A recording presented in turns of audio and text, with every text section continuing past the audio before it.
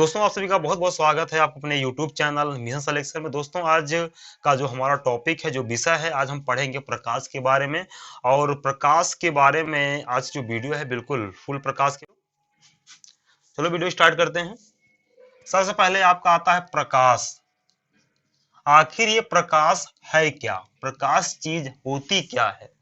तो आप सब लोग जानते हो, जब किसी वस्तु पर प्रकाश पड़ती है तभी वो वस्तु हमको दिखाई देती है।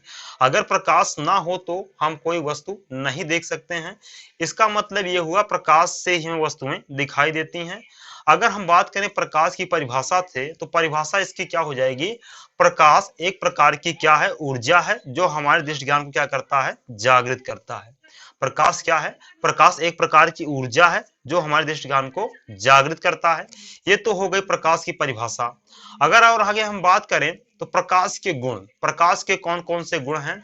तो आप जानते हैं प्रकाश क्या होता है? प्रकाश सीधी रेखा में गति करता है। पहला गुण क्या है प्रकाश का? प्रकाश सीधी रेखा में गति करता है। और दूसरा गुण क्या है प्रकाश का? प्रकाश निर्वात में भी चल सकता है। तभी हमारा जो प्रकाश होता है, देखो सूर्य से क्या होता है? पृथ्वी पर आता है ना, मतलब इसका क्या हुआ? प्रकाश जो है निर्वात में भी चल सकता है। और इसके साथ साथ प्रकाश क्या होता है? प्रकाश को चलने के लिए किसी माध्यम की आवश्यकता नहीं होती है। देखो, ना तो प्रकाश किसी तार से आता है, ना किसी और माध्यम से आता है, ठीक है ना। यानी प्रकाश को चलने के लिए किसी माध्यम की आवश्यकता नहीं होती है। और दूसरा चीज, अगर आपको प्रकाश देखना हो तो प्रकाश को देखने के लिए क्या होती है? हमको माध्यम की आवश्यकता होती है। तो यहाँ इसका एक गुण ये भी हो सकता है, प्रकाश को देखने के लिए माध्यम की आवश्यकता होती है। जब प्रकाश किसी वस्तु पर पड़ता है तभी हमको दिखाई देता है कि हाँ प्रकाश अब आ रहा है, प्रकाश यहाँ पर है, ठीक है ना। बात करें तो प्रकाश क्या होती है? चुंबकीय तरंग रेखाओं की तरह क्या करती है? गति करती है। तो ये सब क्या हो गए आपके प्रकाश के इंपॉर्टेंट क्या हो गए? ये गुण हो गए। आगे हम बात करेंगे प्रकाश के परावर्तन के बारे में। दोस्तों ये सब क्वेश्चन जो है एग्जाम में बहुत बार आया है, और जो हमारे क्लास 10 के बच्चे हैं उनके लिए वीडियो बहुत ही इंपॉर्टेंट है, तो वो वीडियो ये पूरी देखें। अगर आप लोग चैनल पर नए हैं तो चैनल को सब्सक्राइब कर दो, लाइक कर दो। और हम चलते हैं, अगला आपका जो पॉइंट आता है प्रकाश का परावर्तन। पहले हम करें देख प्रकाश के परावर्तन के नियम की। देखो दोस्तों, क्या होता है प्रकाश का परावर्तन? जब प्रकाश की किरणें किसी चमकदार या पॉलिशदार सतह पर टकराती है तो टकराने के बाद क्या होता है? उसका अधिकांश भाग क्या होता है? परिवर्तित हो जाता है। और प्रकाश के परावर्तन की इसी घटना को क्या कहते हैं? आपको क्या कहते हैं? प्रकाश का परावर्तन कहते हैं, ठीक है ना। जब प्रकाश की किरणें किसी चमकदार या चिकनी सतह पर टकराता है, टकराने के बाद उसका अधिकांश भाग क्या होता है? परावर्तित हो जाता है। प्रकाश के इस परावर्तन को ही क्या कहते हैं? प्रकाश का परावर्तन कहते हैं, ठीक है ना। मतलब प्रकाश का जो मुड़ना होता है, मुड़ जाता है, मुड़ने की यही घटना क्या कहलाती है? प्रकाश का परावर्तन कहलाती है। चलो अब इसको हम समझते हैं फिगर के माध्यम से। देखो, ये आपका क्या है? आपतित किरण। क्या है ये? आपतित किरण। ये क्या है? परावर्तित किरण। और ये क्या है आपका? कोई समतल दर्पण है, ठीक है ना। जब प्रकाश की किरणें आने के बाद दर्पण से टकराई, टकराने के बाद क्या हुई? ये दूसरी दिशा में क्या हुई? मुड़ गई, ठीक है ना। यही घटना क्या कहलाती है? प्रकाश का परावर्तन कहलाती है। और देखो यहाँ पर ये जो कोण है, ये क्या है आपका? आपतन कोण। यानी जो आने पर जो किरणों द्वारा, यानी यहाँ पर क्या, ये अभिलंब है और ये क्या है? आपतित किरण है। आपतित किरण और अभिलंब के जो बीच में कोण बनता है उसे क्या कहते हैं हम? आपतन कोण। और रेखा क्या होती है? जाती है, परावर्तित होती है, तो ये क्या हो जाता है हमारा? जो दूसरी तरफ कोण बनता है अभिलंब और परावर्तित किरण में, क्या कहते हैं हम? परावर्तन कोण। ये दोनों क्या होता है? आपस में बराबर होता है, ठीक है ना। और यहाँ पर ये क्या होते हैं? ये तीनों यानी क्या होते हैं? आपतित किरण, परावर्तित किरण और क्या होता है? ये अभिलंब, तीनों क्या होते हैं? एक ही तल में स्थित होते हैं। अगर आगे हम बात करेंगे प्रकाश के परावर्तन के जो दो नियम हैं, तो पहला नियम क्या कहता है? पहला नियम हमारा ये कहता है आपतित किरण क्या होता है? आपतित किरण, परावर्तित किरण और क्या है आपका? आपतन बिंदु पर अभिलंब, तीनों क्या होते हैं? एक ही तल में स्थित होते हैं। ये हमारा क्या है? प्रकाश का परावर्तन का पहला नियम है।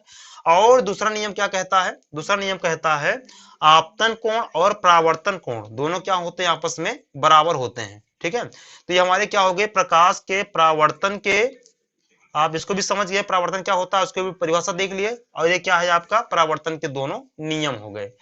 अगर और आगे हम बात करें तो इसमें आपका आता है प्रतिबिंब। प्रतिबिंब कैसे बनता है और उसके बारे में हम क्या करेंगे? डिस्कस करेंगे। आगे हम देखेंगे प्रतिबिंब कैसे बनता है।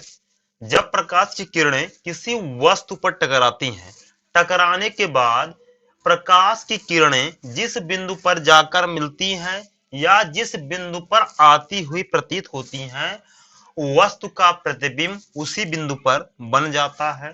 ठीक है। अगर आपसे पूछा जाए प्रतिबिंब की परिभाषा लिखो, प्रतिबिंब क्या होता है, कैसे बनता है, तो आपको इसमें यही लिखना है, प्रकाश की किरणें जब किसी वस्तु पर टकराती हैं, टकराने के बाद किसी अन्य बिंदु पर जाकर मिलती हैं या आकर आती हुई प्रतीत होती हैं, वो क्या कहलाता है, वो आपका हो जाता है प्रतिबिंब। यानी जहां पर मिलती है वहीं पर क्या होता है, प्रतिबिंब आपका बन जाता है।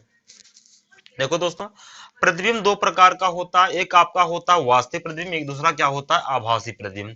अब यहाँ पर हम देखेंगे वास्तविक प्रतिबिंब क्या होता है। देखो, जब प्रकाश की किरणें किसी वस्तु से टकराती हैं, टकराने के बाद जिस बिंदु पर मिलती हैं, जिस बिंदु पर मिलती हैं, वो क्या होता है, आपका वास्तविक प्रतिबिंब होता है। आभासी प्रतिबिंब क्या होता है, जब प्रकाश की किरणें किसी वस्तु से टकराती हैं, टकराने के बाद जिस बिंदु पर आती हुई प्रतीत होती हैं, वहां पर क्या है, मिलती हैं, यहां पर क्या कह रहे हैं हम, आती हुई प्रतीत होती हैं, तो क्या होता है, वहां पर आभासी प्रतिबिंब बनता है। यही अंतर होता है वास्तविक और आभासी प्रतिबिंबों में। ठीक है ना। और अगर इसको समझें तो वास्तविक प्रतिबिंब क्या होता है, उल्टा होता है, क्या होता है, उल्टा बनता है, जबकि आभासी प्रतिबिंब क्या होता है, हमेशा सीधा बनता है। अगला हमारा है प्रदीप्त और अदीप्त वस्तुएं, ये क्या होती हैं, चलो इसको समझते हैं। वे वस्तुएं जो प्रकाश का उत्सर्जन स्वयं करें, वे वस्तुएं जो प्रकाश का उत्सर्जन स्वयं करें, प्रदीप्त वस्तुएं कहलाती हैं। जैसे आपका सूर्य, सूर्य का स्वयं प्रकाश होता है, मोमबत्ती जला दोगे स्वयं प्रकाश हो जाएगा, विद्युत बल्ब यहाँ भी क्या होता है, इसका स्वयं प्रकाश होता है। ये सब क्या कहलाती हैं, ये सब हमारे हैं प्रदीप्त वस्तुओं के एग्जाम्पल है। आगे हम बात करेंगे अदीप्त वस्तुएं, क्या करेंगे, अदीप्त वस्तुओं के बारे में। वे वस्तुएं जो प्रकाश का उत्सर्जन स्वयं नहीं करती हैं, बल्कि क्या होता है, वो दूसरे के प्रकाश से चमकती हैं, अदीप्त वस्तुएं कहलाती हैं। जैसे आपका हो गया चंद्रमा, कुर्सी, मेज। यहाँ पर चंद्रमा एग्जाम्पल हम क्यों लिए हैं, क्योंकि जो हमारा चंद्रमा है ये क्या होता है, ये सूर्य के प्रकाश से प्रकाशित होता है, इसलिए इसको हम क्या किसमें रखे हैं, इसको रखे हैं अदीप्त वस्तुओं में। तो प्रदीप्त वस्तु हो गया, अदीप्त हो गया। भाई ये आपका साइंस का पेपर है, क्वेश्चन कहां से कुछ पता नहीं है, इसलिए आप ये सब कुछ जानते रहो। अगर चैनल पर नए हो चैनल को सब्सक्राइब कर लो। चलो और आगे हम देखते हैं, करें गोलीय दर्पण की परिभाषा की, तो गोलीय दर्पण क्या होता है, गोलीय दर्पण क्या होता है, कांच के खोखले गोले का क्या होता है, एक कटा हुआ भाग होता है, जिसके तरफ क्या होती है, एक पालिश होती है, वही हमारा क्या कहलाता है, गोलीय दर्पण कहलाता है। तो गोलीय दर्पण कितने प्रकार का होता है, दो प्रकार का होता है, एक आपका होता है अवतल, दूसरा क्या होता है उत्तल। अगर हम बात करें अवतल की, तो अवतल क्या होता है, देखो अगर जैसे मान लीजिए काट के हम निकाल दें, क्या करें, इसको हम काट के निकाल दें, तो हमारे क्या बन जाएगा, एक दर्पण बन जाएगा। अगर हम पॉलिश क्या करें, दर्पण के बाहरी हिस्से पर कर दें, यानी उभरे हुए भाग पर क्या कर दें, पॉलिश कर दें, तो ये हमारा क्या बन जाएगा, ये हमारा बन जाएगा अवतल दर्पण। कौन सा बन जाएगा, अवतल दर्पण, अवतल दर्पण।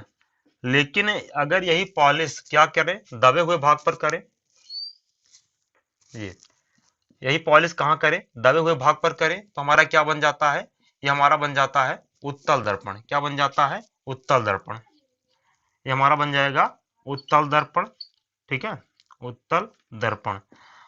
अगर हम अवतल और उत्तल दर्पण की परिभाषा की बात करें, अगर मान लीजिए आपको बताना है अवतल दर्पण की परिभाषा, किसकी बताना है, अवतल दर्पण की परिभाषा,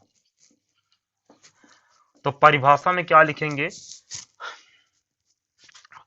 गोलीय कांच का वह भाग, गोलीय कांच का वह भाग जिसके उभरे हुए तल पर क्या हो, पालिश हो, या उभरा तल क्या कलई किया गया हो। ठीक है ना, यानी आप परिभाषा ये भी लिख सकते हो, किसी गोलीय कांच के उभरे हुए भाग पर अगर पालिश की गई है, पालिश है, तो हमारा कौन सा दर्पण है, वो हमारा उत्तल दर्पण, अवतल दर्पण कहलाता है। क्या कहलाता है, अवतल दर्पण।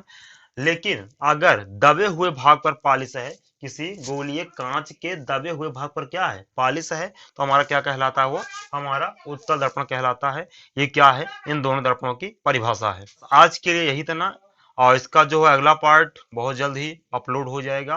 तो अगर आप लोग चैनल पर नए हैं, चैनल को सब्सक्राइब कर लीजिए, और आपसे हम बहुत जल्द मिलते हैं इसके सेकंड वाले पार्ट में। तब तक के लिए जय हिंद, जय भारत।